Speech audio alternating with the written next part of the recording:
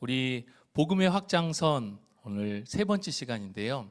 좀 내용을 좀 한 번 더 정리할 필요가 있을 것 같습니다. 복음의 확장선 하면 굉장히 생소한 표현이죠. 그래서 복음의 확장선이 뭔지에 대해서 우리가 이해하는 것이 무엇보다도 중요할 것 같습니다. 우리 첫 번째 시간대에 복음의 확장선의 개념에 대해서 우리가 함께 살펴보았는데요. 여러분, 우리는 무엇을 통해서 구원을 받았습니까? 복음을 믿음을 통해서 구원을 받았습니다. 그러면 이렇게 구원받은 사람은 어떻게 살아가야 됩니까? 복음의 능력으로 살아가야 됩니다. 그러니까 우리가 생각할 때 첫 번째만 생각할 수도 있을 것 같아요. 우리가 어떻게 구원을 받았는가? 복음을 믿음을 통해서 구원을 받았습니다. 그런데 그 이유도 굉장히 중요한 게, 그럼 구원받은 사람은 어떻게 살아가야 되는가라고 했을 때 바로 이 복음의 능력으로 살아가는 사람이 바로 그리스도인이라고 하는 사실을 우리가 꼭 기억했으면 좋겠습니다. 복음의 확장선이 바로 그겁니다. 구원받은 하나님의 백성이 복음의 능력을 따라서 이 복음이 확장선으로 나타나게 되는, 우리가 구원받은 이후의 삶에 대해서 어떻게 살아갈 것인가에 대해서 함께 나누는 것이 바로 복음의 확장선입니다. 우리 두 번째 시간을 통해서 이 복음의 확장선이 하나님과 나라고 하는, 하나님을 알아가고 나를 알아가는 이 두 선 사이에서 복음에 대해서 바로 서 있게 되면 복음의 능력은, 십자가의 능력은 확장되어져 갑니다. 그런데 계속해서 이 확장선이 가고 있음에도 불구하고, 복음을 믿고 있음에도 불구하고 우리 안에 십자가의 능력, 복음의 능력이 나타나지 않는 것은 위선과 행위라고 하는 잘못된, 믿음의 사람들 가운데 나타나는 잘못된 모습에서 나타나고 있다는 것을 지난 시간에 함께 살펴보았습니다. 여러분, 위선이 뭔가라고 했을 때 간단하게 살펴보면 죄를 축소하는 겁니다. 예를 들어서 여러분, 거짓말하지 말아야 됩니다. 성경에 보니까 거짓 증거하지 말아라. 하나님께서는 거짓말하는 사람을 좋아하지 않습니다. 그러면 이 거짓말하는 것에 대해서 어떻게 위선적으로 나타나냐면 네 가지 형태죠. 부정직함, 나 거짓말하지 않았어 라고 부정직하게 또 다른 거짓말을 하게 되는 거고요. 두 번째는 비교하는 겁니다. 그래도 나는 정직한 편이야, 더해 라고 이야기하는 비교를 통해서 자기의 죄를 축소하는 것이죠. 세 번째는 핑계죠. 그럴 수밖에 없었어, 이거는 정당한 거짓말이야, 그럴 수밖에 없는 상황이었어 라고 핑계를 대면서 죄를 축소하는 것입니다. 네 번째는 잘못된 의죠. 이 거짓말이 필요했어 라고 자기 자신을 정당화하는 모습을 보이게 되는 것을 우리가 이 복음의 확장선 안에서 십자가의 능력을 축소시키는 첫 번째는 위선이라고 살펴보았습니다. 두 번째 십자가의 능력을 축소시키는 것은 뭐였죠? 행위라고 했습니다. 여기서 행위는 하나님의 기준으로 살아가야 되는데 그 기준을 낮추는 겁니다. 그래서 나의 기준을 따라서 살아가게 되는 겁니다. 어떤 사람에게서 나타나는 거죠? 복음을 통하여서 구원받은 사람임에도 불구하고 하나님의 말씀, 하나님의 기준을 온전히 따라가는 게 아니라 그 기준을 나의 생각에 맞추는 것입니다. 그래서 내가 우리 가족 안에서 또는 직업적으로 내가 알고 있는 지식, 내가 행하고 있는 긍휼, 내가 지키고 있는 말씀, 내가 행하고 있는 관용 등을 통해서 기준을 이만큼 낮춰가지고 그래도 나는 좀 괜찮은 사람이야 라고 스스로의 행위에 대해서 만족하는 사람을 우리가 행위라고 말씀을 드렸습니다. 이렇게 위선과 행위를 통해서 복음의 능력은 점점점 축소된다. 확장선이 복음의 능력으로 확장되어져야 되는데 십자가의 능력이 점차 축소되는 부정적인 영향에 대해서 우리 두 번째 시간에 함께 살펴보았습니다. 오늘은요, 긍정적인 부분에 대해서 함께 살펴보고자 합니다. 부정적인 측면이 아니라 복음을 확대하는, 복음의 능력을 확장하는 긍정적 측면에서 오늘은 함께 살펴보기로 원합니다. 우리가 함께 읽을 본문은 베드로후서 1장 3절에서 9절 말씀인데요. 3절과 4절 말씀을 보면 우리가 생명과 경건에 필요한 모든 것을 가졌다라고 밝히고 있습니다. 그리고 나서 5절로 8절까지는 우리가 가져야 할 마땅한 성품에 대해서 하나하나 나열하면서 자세하게 설명을 하고 있는 것을 볼 수가 있습니다. 우리 본문을 읽기 전에 제가 여러분들에게 질문을 하나 드리겠습니다. 한번 잘 생각을 해보시면 좋을 것 같아요. 영적인 사람은 어떤 사람인가? 내가 생각하는 영적인 사람은 어떤 사람을 내가 봤을 때 생각할 때 저 사람 정말 영적인 사람이야 라고 느끼고 계신지 본인이 스스로 한번 생각해 보시고 돌아보셨으면 좋겠습니다. 아마 생각하기에 따라서 기도를 오래 하는 사람, 기도를 깊게 하는 사람을 영적인 사람이라고 생각하실 수도 있고, 어떤 은사, 저런 은사를 가지고 있어 굉장히 영적인 사람이야 라고 생각할 수도 있고, 삶과 말씀이 일치되는 삶의 태도를 통해서 저 사람이야말로 정말 영적인 사람이야 라고 느끼는 분들도 계실 것입니다. 또는 탁월하게 자신에게 맡겨진 교회 안에서의 사역들을 잘 감당하는 사람을 보고 저 사람 정말 영적인 사람이야. 또는 직분이라든가 그 사람의 역할을 가지고서 저 사람은 영적인 사람일 거야 라고 생각하기도 할 겁니다. 여러분들은 어떤 사람이 영적인 사람일 것 같습니까? 중요한 거는 이곳을 조금 다른 각도로 살펴보면 지금 우리가 생각하고 있는 영적인 사람이 내가 추구하고 있는 영적인 발전해야 될 부분이라고 생각하는 부분일 수도 있을 것입니다.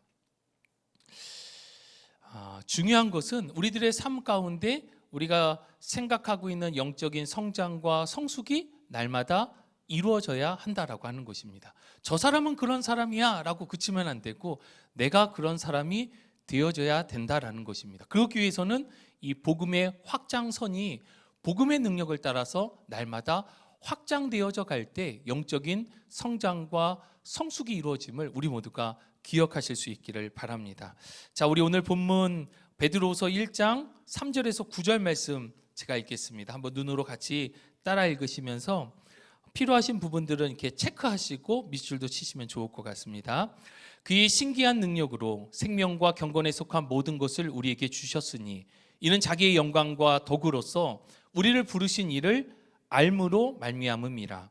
이로써 그 보배롭고 지극히 큰 약속을 우리에게 주사 이 약속으로 말미암아 너희가 정욕 때문에 세상에서 썩어질 것을 피하여 신성한 성품에 참여하는 자가 되게 하려 하셨느니라.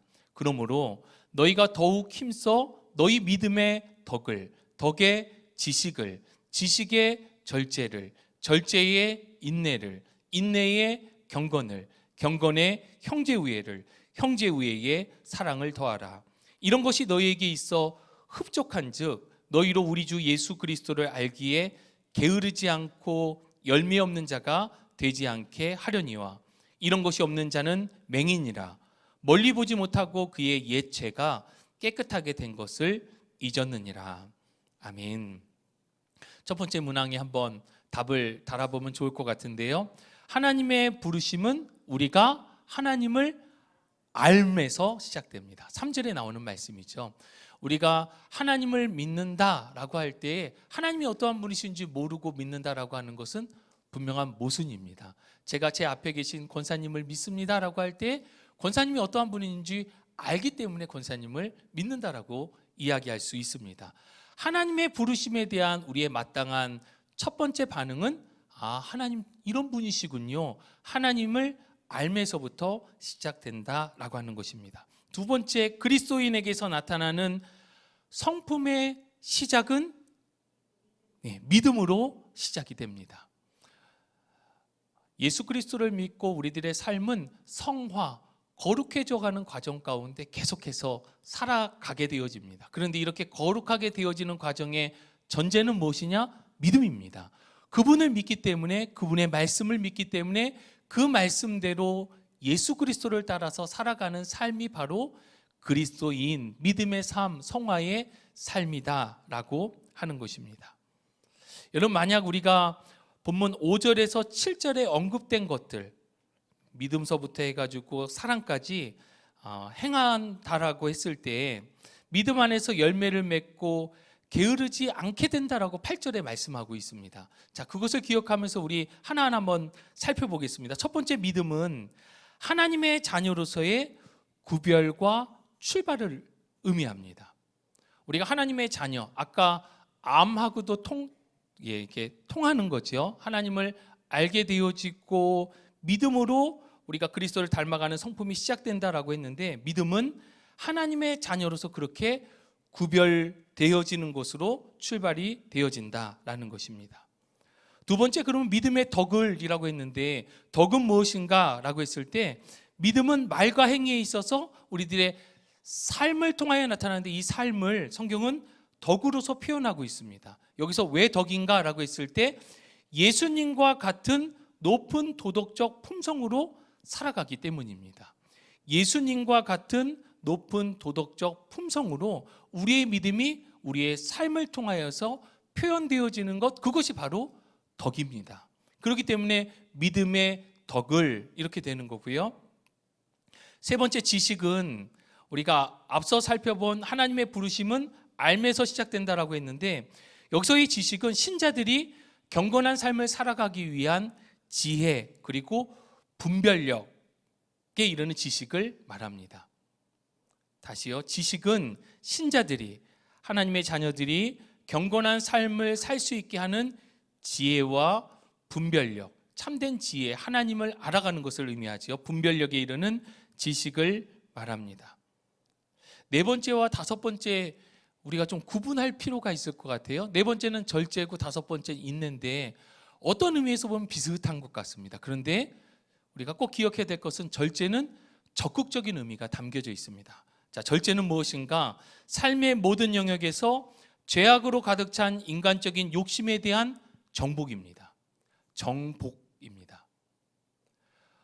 우리들이 갖고 있는 죄성, 우리들 안에 있는 욕심들에 대해서 정복하는 겁니다. 하나님의 말씀을 통하여서 그것이 정복되어질 때 우리들의 삶에 절제의 모습이 나타나게 되어지는 적극적인 모습을 이야기하는 것이 절제고요. 다섯 번째, 인내.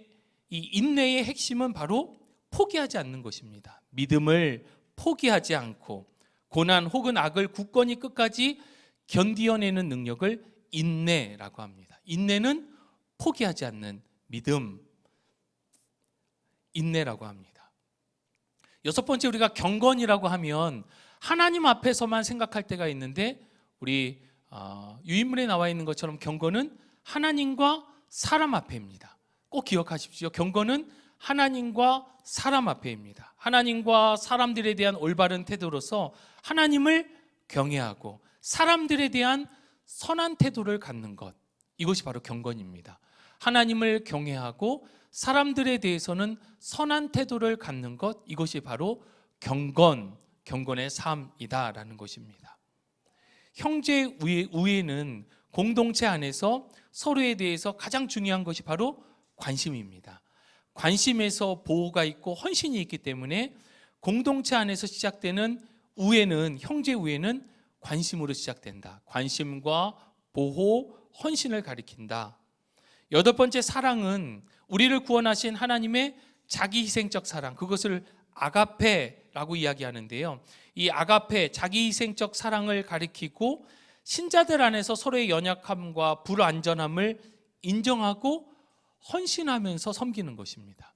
사랑의 핵심은 감정이 아니라 하나님의 사랑을 알고 우리의 자신 한계를 인정하고 헌신하면서 섬기는 것, 이것이 바로 성경이 말씀하고 있는 사랑의 핵심이다라는 것을 우리 모두가 기억했으면 좋겠습니다.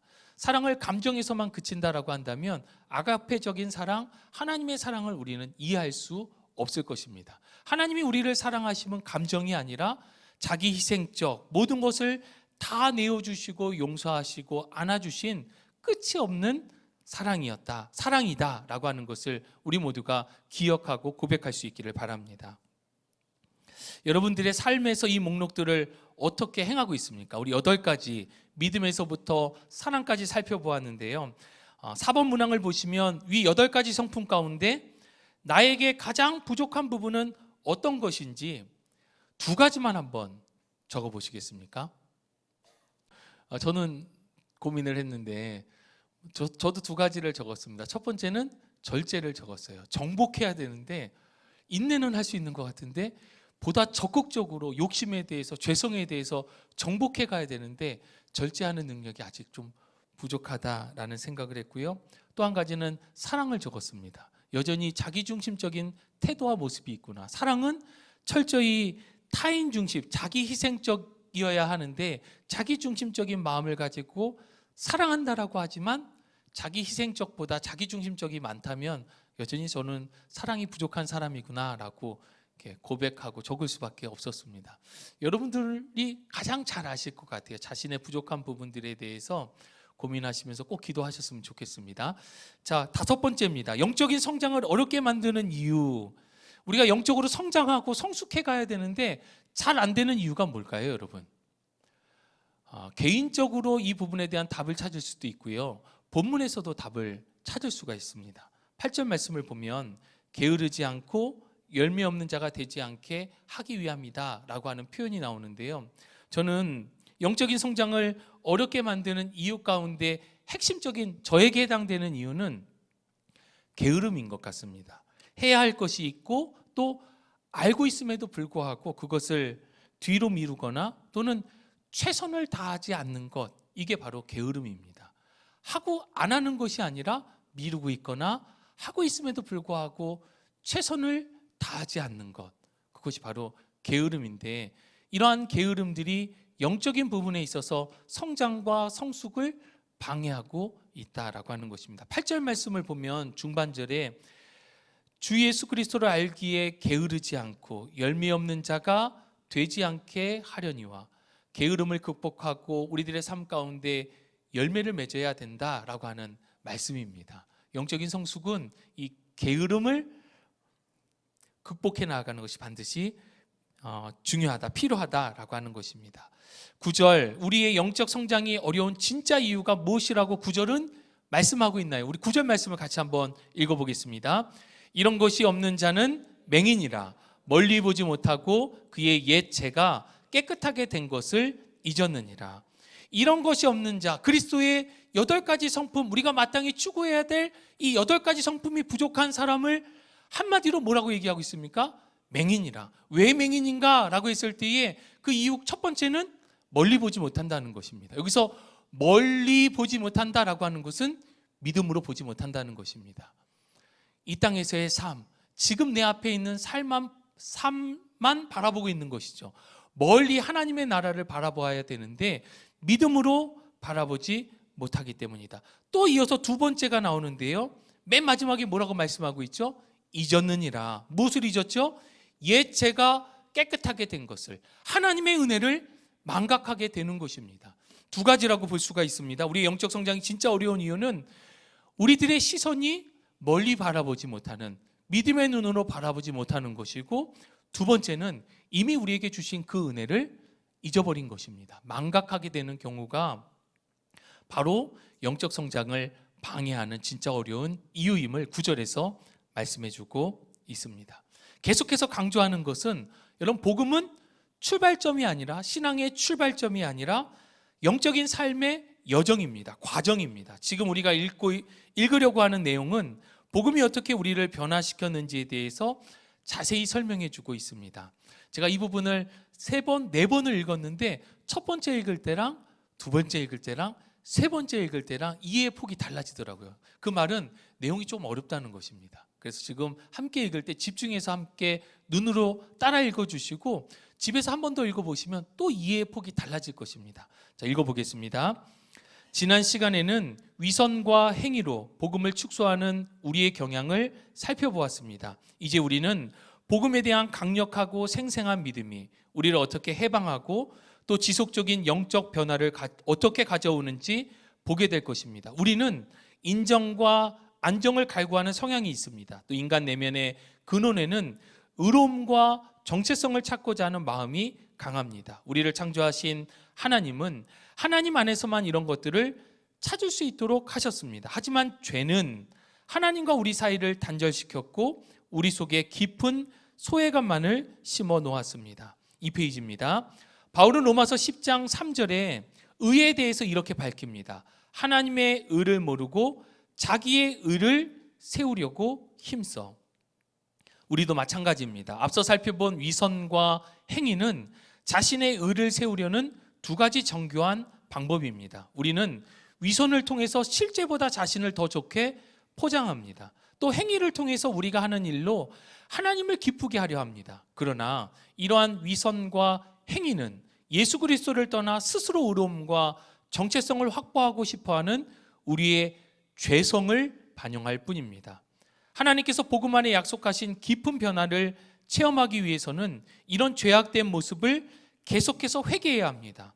복음의 진리 안으로 더욱 깊이 들어가야 합니다. 우리는 그리스도 안에서 우리의 의로움과 정체성을 단단히 고정해야 합니다. 구체적으로 우리는 밑줄을 쳐보겠습니다. 복음이 약속하는 칭의와 양자됨의 약속이 우리의 생각과 삶의 중심이 되어야 합니다. 다시 한 번 더요. 우리는 복음이 약속하는 칭의와 양자됨의 약속이 우리의 생각과 삶의 중심이 되어야 합니다. 두 가지에 대해 살펴볼 겁니다. 칭의와 양자됨. 첫 번째, 칭의를 수동적 의라고 하는데요.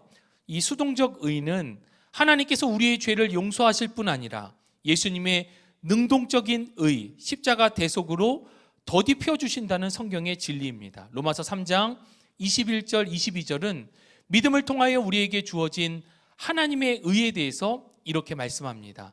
이제는 율법 외에 하나님의 한 의가 나타났으니 율법과 선지자들에게 증거를 받은 것이라. 곧 예수 그리스도를 믿음으로 말미암아 모든 믿는 자에게 미치는 하나님의 의니 차별이 없느니라. 종교개혁자 마틴 루터는 이 수동적 의에 대해서 이렇게 말하고 있습니다. 그것은 우리가 노력해서 얻은 것이 아니기에 수동적 의라고 부릅니다.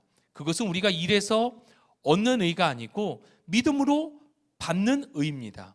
이 수동적 의는 예수님을 알지 못하는 사람은 절대로 이해할 수 없는 신비한 것입니다.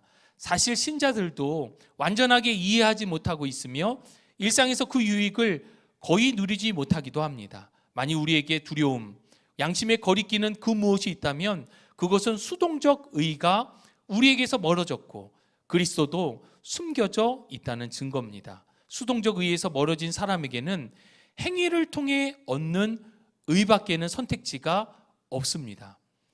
만일 예수님의 공로를 의지하지 않는다면 우리는 자신의 공로를 의지할 수밖에 없습니다. 그래서 우리는 모든 신자가 수동적 의와 행위를 통한 의를 혼동하지 않도록 수동적 의에 대해서 바로 알아야 하고 그것을 가르칠 수 있어야 합니다. 루터는 만일 우리가 수동적 의에서 떠나려고 한다면 우리의 마음이 자연스럽게 자기의 의, 행위의 의로 치우칠 수밖에 없다라고 하는 것을 상기시키고 있습니다. 이렇게 복음을 축소하려는 성향과 맞서 싸우기 위해서 우리는 계속해서 거짓된 의를 회개하고 복음, 특별히 수동적 의라는 진리를 자신에게 선포해야 합니다. 하나님께서 예수 그리스도를 기뻐 받으시기 때문에 우리들 또한 기뻐 받으십니다. 이것이 복음의 진리입니다. 우리가 이렇게 복음을 끌어안을 때 우리의 죄를 마주하는 것은 더 이상 무섭거나 부끄러운 일이 아닙니다. 오히려 정죄받지 않음으로 자유하고 그 모든 죄를 위해 죽으신 예수님을 예배하게 됩니다. 우리의 의는 오직 그리스도 안에 있습니다. 복음의 기쁜 소식은 우리 자신을 중요하게 만들지 않습니다. 오히려 우리를 자유하게 함으로 예수 그리스도를 중요하게 만듭니다. 자, 무슨 말이냐면 우리가 예수 그리스도의 의를 힘입을 때 우리가 혹 죄를 짓고 실수하고 넘어질 그때에 우리는 어떻게 해야 되느냐? 예수 그리스도의 의를 붙들고 그분 앞으로 더 가까이 나아갈 수밖에 없습니다. 이게 바로 수동적 의에 속한 하나님의 택한 백성들 가운데 나타나는 바른 모습입니다. 그런데 이 의가 잘못 발동되게 되어지면 죄를 짓게 됐거나 부끄럽고 또는 넘어지고 지쳐있을 그때에 나의 의를 찾게 됩니다. 그리스도를 바라봐야 되는데 나를 바라보니까 자꾸만 어떻게 됩니까? 숨게 되는 겁니다. 도망가게 되어지는 것입니다. 이것이 바로 잘못 나타나게 되는 나에게서 의를 찾고자 하는 모습이다라고 하는 것입니다. 죄를 지어도 괜찮다는 것이 아니라 예수 그리스도를 바라보아야 된다라고 하는 것이 핵심인 것입니다.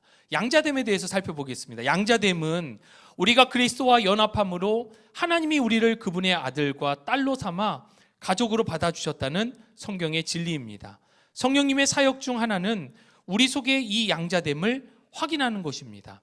로마서 8장 15절 16절 너희는 다시 무서워하는 종의 영을 받지 아니하고 양자의 영을 받았으므로 우리가 아빠 아버지라고 부르짖느니라. 성령이 친히 우리의 영과 더불어 우리가 하나님의 자녀인 것을 증언하시나니. 갈라디아서 4장 7절에서는 같은 의미를 다르게 표현하고 있습니다. 그러므로 네가 이후로는 종이 아니요 아들이니 아들이면 하나님으로 말미암아 유업을 받을 자니라. 아멘. 여러분, 우리가 늘 수동적 의에서 떠나려 하듯이 하나님의 자녀라고 하는 정체성 또한 망각하는 경향이 우리들 가운데 있습니다. 그래서 하나님의 아들이나 딸이 아닌 고아처럼 살아가는 모습이 저와 여러분들 가운데 나타나기도 한다는 것입니다. 하나님 아버지의 사랑에 의지하기보다 그릇된 관점에 기반해서 하나님의 기대에 부응하기 위해서 나의 삶을 그렇게 살려고 마음을 먹고 하나님으로부터 그렇게 마음을 얻을 수 있다라고 생각하는 것입니다. 하나님께서 인정하시는 좋은 신자가 되기 위해 쳇바퀴와 같은 삶을 살아가는 것입니다. 복음을 축소하려는 이러한 성향과 싸우기 위해 우리는 계속해서 고아와 같은 사고방식을 회개하고 하나님의 아들과 딸이라는 진정한 정체성 안에 거해야 합니다. 믿음으로 하나님의 자녀로 입양되었다는 복음의 약속에 매달려야 하는 것입니다.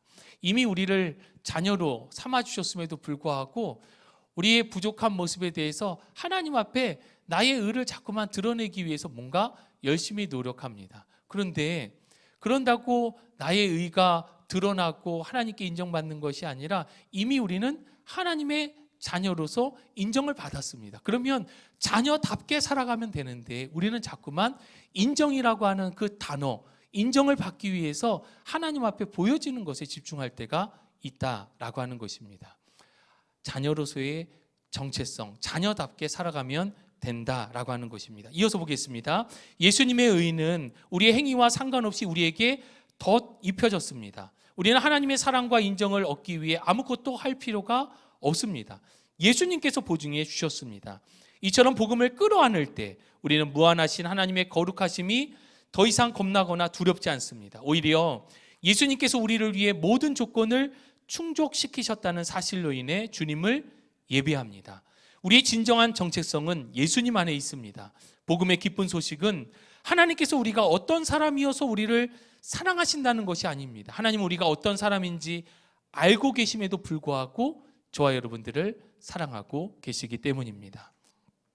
눈에 보이는 모든 죄의 뿌리에는 의로움과 정체성에 대한 몸부림이 있습니다. 다시 말해서 우리는 절대로 복음에 대한 우리의 이해를 넘어서 성장할 수 없다는 것입니다. 복음의 확장선의 폭이 요만큼이면 그만큼밖에 우리가 성장할 수밖에 없다는 것입니다. 복음에 대한 이해가 충분할 때, 이 확장선이 확장되어져 갈 때 복음의 능력을 경험하게 된다는 것입니다. 다시 말해 우리는 절대로 복음에 대한 우리의 이해를 넘어 성장할 수 없다는 것입니다. 마틴 루터가 말한 것처럼 가장 필요한 것은 우리가 복음을 잘 이해하고 그것을 다른 사람에게도 이야기할 수 있고 끊임없이 그들에게 설명해 줄 수 있어야 한다는 것입니다. 우리는 위선과 행위를 통해 의와 정체성을 세워가려는 경향이 있음을 발견하게 됩니다. 따라서 계속해서 죄를 회개하고 복음의 약속을 새롭게 믿어야 합니다. 이것이 그리스도인의 삶에 나타나야 할 끊임없는 패턴입니다. 어떤 패턴이요? 회개와 믿음, 회개와 믿음, 또다시 회개와 믿음. 우리가 이 길을 걸어갈 때 복음은 우리의 영혼에 더 깊이 뿌리를 내리고 예수님과 그분의 십자가는 우리의 일상에서 더욱 커지게 될 것입니다. 자, 첫 번째 문항 보겠습니다. 우리의 의로움과 정체성을 단단히 하기 위해 우리가 붙들어야 할 복음의 약속은 무엇입니까? 두 가지 살펴보았죠. 무엇이었죠? 수동적 의와 양자됨. 수동적 의는 뭐라고 했죠? 칭의. 의롭지 않음에도 불구하고 불구하고 예수 그리스도를 통하여 하나님께서 우리를 의롭다라고 칭해 주신 것이죠. 선언해 주신 것이죠. 양자됨을 다른 표현으로 뭐라고 할까요? 은혜입니다. 은혜죠. 하나님께서 우리를 자녀 삼아 주신 은혜죠. 수동적 의는 칭의를 뜻하고 양자됨은 은혜입니다. 두 번째 문항, 칭의를 왜 수동적 의라고 부르고 있습니까? 왜 수동적 의죠? 칭의가 내가 한 것이 없죠. 그런데 오해할 수 있을 것 같아요. 제가 믿지 않았나요? 그런데 성경에 보니까 믿음도 하나님께서 주시는 것이죠. 내가 한 것이 아무것도 없어요. 하나님께서 우리를 사랑하여 주셔서 독생자 예수 그리스도를 내어주셨고 성육신한 예수님께서 십자가에 달려 죽으심을 통하여 우리의 죄를 대속해 주셨고 우리를 의롭다라고 하나님께서 칭의해 주신 것입니다. 그리고 우리들 가운데 믿음을 주셔서 우리는 하나님의 자녀로 의로운 자녀로 살아갈 수 있게 해주신 것이죠. 믿음도 나의 공로가 아니라 하나님의 은혜이다. 그렇기 때문에 칭의는 절대적인 수동적 의인 겁니다. 세 번째 문항, 그리스도인의 의와 정체성을 세워가기 위해 끊임없이 나타나야 할 패턴은 무엇입니까? 회개와 믿음. 여러분, 회개는 방향성이에요. 무슨 얘기냐면 하나님께서 기뻐하시는 뜻이 여기 있습니다. 하나님을 향하여서 나가야 되는데 자꾸만 이렇게 가다가 이렇게 삐뚤어져 가요. 하나님의 말씀을 벗어나서 이렇게 갑니다. 그러면 회개는 다시 이 방향성을 하나님께로 온전히 향하는 게 회개예요. 방향성이고요. 그리고 믿음은 뭐냐면 방향을 틀었잖아요. 앞으로 나아가는 것입니다. 그래서 회개와 믿음이 반복되어져야 되는 것은 우리들은 날마다 믿음으로 하나님께 나아갑니다. 그런데 믿음의 발걸음이 자꾸만 죄로 인하여서 흐트러질 때 회개를 통하여서 하나님을 향한 방향성을 회복하고 믿음으로 한 걸음 한 걸음 더 하나님께로 나아가는 것. 이것이 바로 복음의 확장선, 복음의 능력을 따라 살아가는 사람들 가운데 나타나는 삶의 바른 패턴이다라고 하는 것을 꼭 기억하실 수 있기를 바랍니다. 자, 세 번째, 활동 및 토론입니다. 자기평가인데요. 자기평가는 우리의 삶을 조종하려는 죄의 성향을 드러낼 뿐만 아니라 우리가 매일 그리스도께 돌아가야 할 필요성을 보여주는 실제적인 적용 활동입니다. 이 활동은 우리를 겸손하게 하며 그리스도와 다른 사람들을 섬기는 첫걸음이 될 것입니다. 다음 페이지에 나오는 아래의 각 항목을 자세히 읽어보십시오. 고아 항목 중 자신에게 속하는 성향이 보이면 표시하고 또 가장 공감이 가는 항목에는 밑줄을 치십시오. 자녀 항목 중에 자신이 성장해 가고 싶은 모습들에 표시하고 주요 단어에는 밑줄을 쳐보세요. 다음 페이지 보시면 고아와 자녀 두 가지로 나눠져 있는데요. 먼저 왼쪽에 나와 있는 고아라고 되어 있는 부분이 우리가 갖고 있는 문항의 1번, 2번 문항에 해당이 되어집니다. 1번 문항을 보시면 고아 부분에 체크한 것 중에 가장 두드러진 나의 몇 가지 성향에 대해서 나누어 보세요. 일단 두 가지씩만 한번 체크해 보시겠어요? 내가 하나님의 자녀임을 망각하고 고아처럼 살아갈 때의 삶의 모습 가운데 나타나는 특징 많을 수가 있겠죠. 그 가운데 고르고 골라 이 두 가지는 정말 나의 삶의 안타까운 모습이구나 라고 하는 것을 한번 체크해 보시고요. 또 하나는 자신이 성장해 가고 싶은 모습, 하나님의 자녀로서 이 모습을 추구하면서 살아가고 있습니다. 살아가기 원합니다 라고 하는 것을 두 가지만 한번 체크해 보도록 하겠습니다.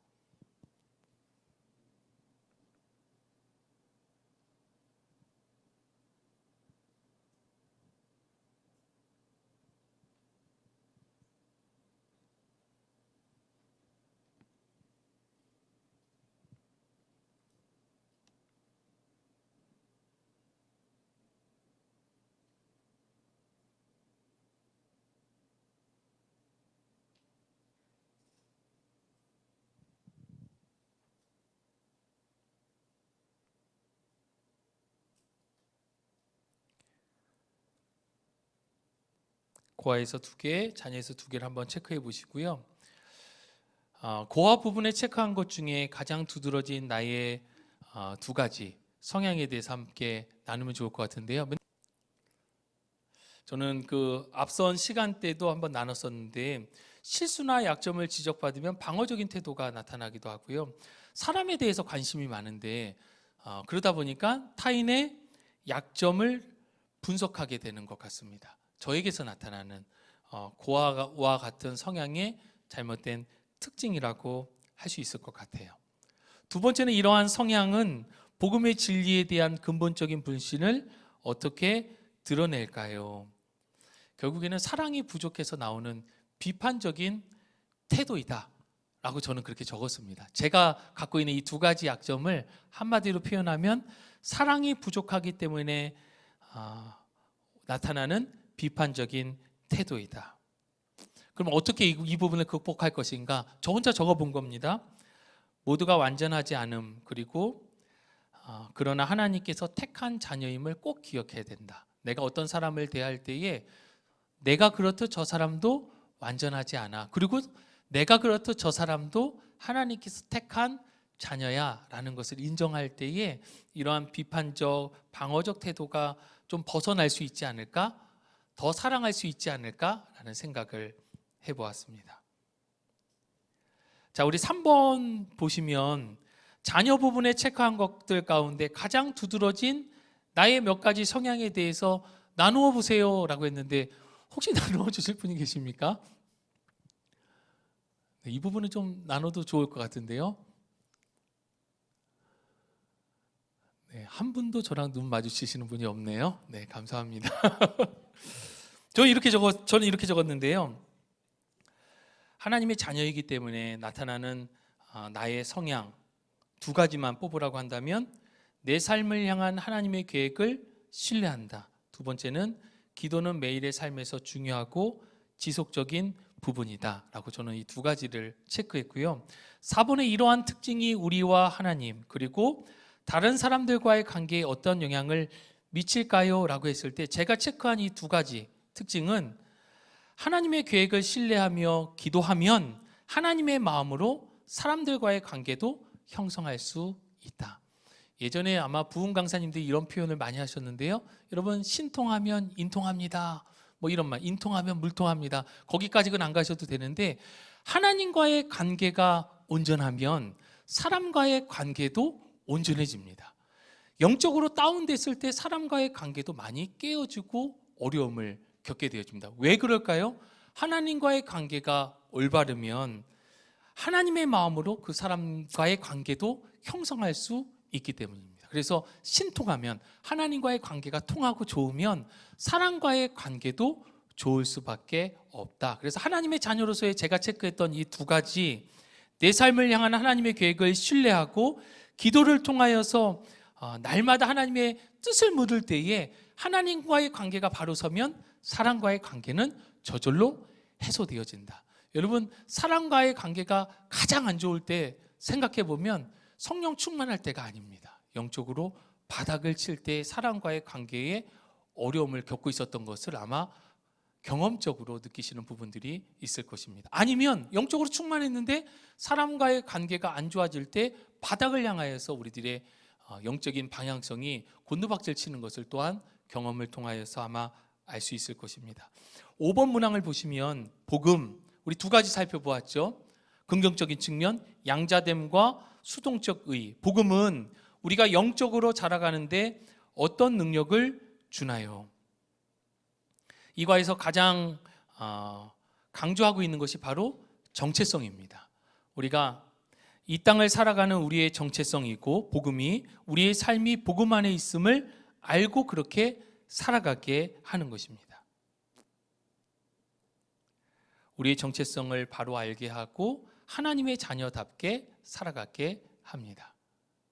그래서 아까 두 가지를 말씀을 드렸죠. 칭의와 그리고 양자됨에 대해서 이 칭의와 양자됨이라고 했을 때 양자됨의 핵심은 뭐라고 했죠? 은혜입니다.